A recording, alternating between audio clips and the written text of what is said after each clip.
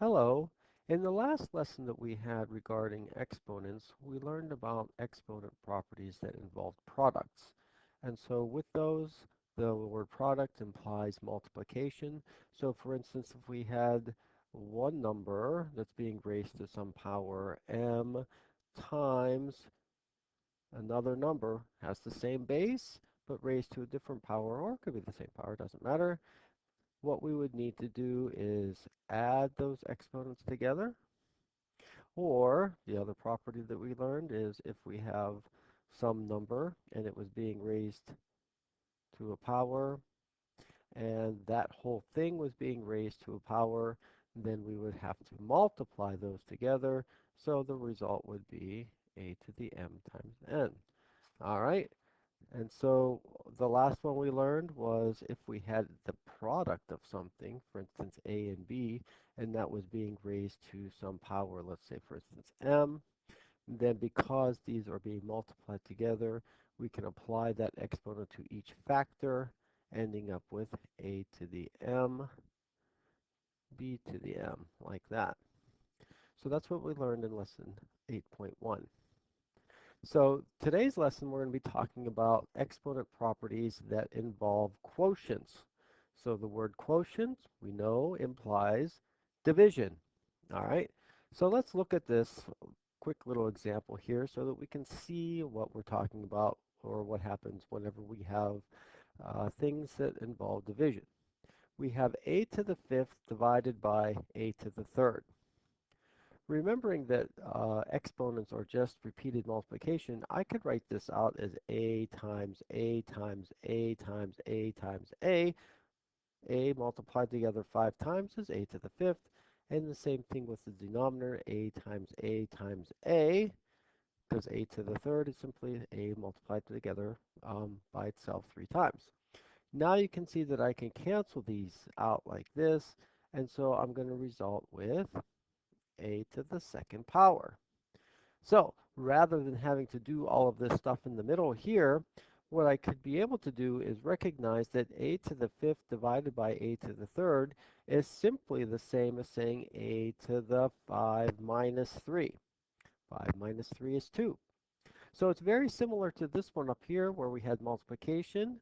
A to the m times a to the n is going to be a to the m plus n. So if we have a to the m divided by a to the n, it's simply going to be the inverse of addition, which is going to end up being subtraction, a to the m minus n. All right, so let's look at the first example. It says 8 to the 10th divided by 8 to the 4th. So knowing that, it's the same as saying 8 to the 10 minus 4. That's simply going to be 8 to the 6th power. See how I wrote it out? All right, why don't you go ahead and do the next three on your own, and then come back and check your answers with mine. All right, so hopefully you got all of these answers. That the first one is -3 in parentheses raised to the 6th power, because remember, if a number starts off as a negative and it's in parentheses, you have to keep those parentheses. The next one turns out to be 5 to the 5th power.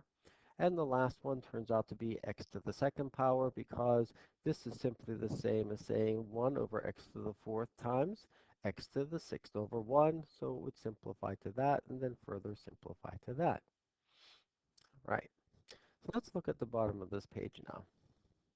Now we're going to see what happens if we have something like this, a quotient that is being raised to the power. Remember, exponents are simply repeated multiplication, so we can always look at it like that first. Here, what's being multiplied by itself 4 times is going to be the a over b. So I can rewrite this as a over b times a over b times a over b times a over b, because it's being multiplied by itself 4 times. Now when I do my multiplication, I just multiply straight across. That's going to be the same as a to the fourth divided by b to the fourth. Look familiar? It should. because it's very similar to this one right here, where all we did was we applied that exponent to both of the factors. The same hold true here. I'm just going to apply this exponent to both of these, the numerator and the denominator, because basically these are factors as well. All right, so algebraically we could write this as any quotient a over b that's being raised to any power, say for instance m, that's simply going to be a to the m divided by b to the m. Okay, let's turn the page, see what's up next. Oh, we have a couple examples. We'll do the first one, and then you guys do the next one on your own. We have x over y to the seventh power. That's simply going to be x to the seventh over y to the seventh. Okay? I want you guys to do the next one, being careful about what you see regarding that negative 7. Okay, hopefully everybody was able to simplify that second one down to 49. That's a positive 49 over x squared. And that's because this negative 7 is starting off in parentheses, so you have to keep it in the parentheses. So negative 7 in parentheses squared is going to be a positive 49, because everybody knows that this negative 7 without parentheses being squared is going to end up being negative 49. All right? So the last couple problems on this page that we're going to do, because we're not going to do the 8.3 today, are these two. Now we're going to combine everything that we've learned so far together, and we're going to simplify things that are a little bit more interesting. What I would like you to do is you guys try to do the first one on your own, and then check your answer with mine, and then we'll see how you do. All right, so hopefully for this one, everybody got 64 x to the sixth divided by 125 y to the third. Okay, because remember, you have to take this exponent that's outside of the parentheses and apply it to each one of the factors. So that includes the 4, the x squared, the 5, and the y. As you can see, here's where it's being applied to the 4, here's where it's being applied to the 5, and to the y, and then this is how we would apply it to the x squared. Remember, power to the power means we're going to multiply them together. That's how we get x to the sixth. All right. Everybody try the next one and then check your answers with mine. And then for the last one, hopefully everybody got a to the eighth divided by 2b to the fifth. Okay, and that's because once again, the first step is going to have to be applying that exponent to what's inside the parentheses. So you end up with a to the 2 times 5, which is a to the 10th. But then also that 5 is going to be applied to the b, so it's going to be divided by b to the 5th.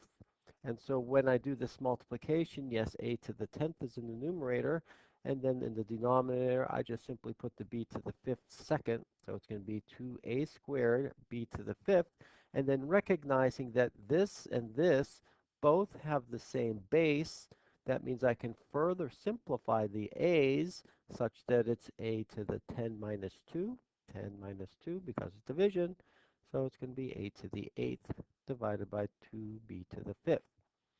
All right, so hopefully everybody is going to get this. Now you should have enough information to be able to do the video practice problems. So enjoy and see you later.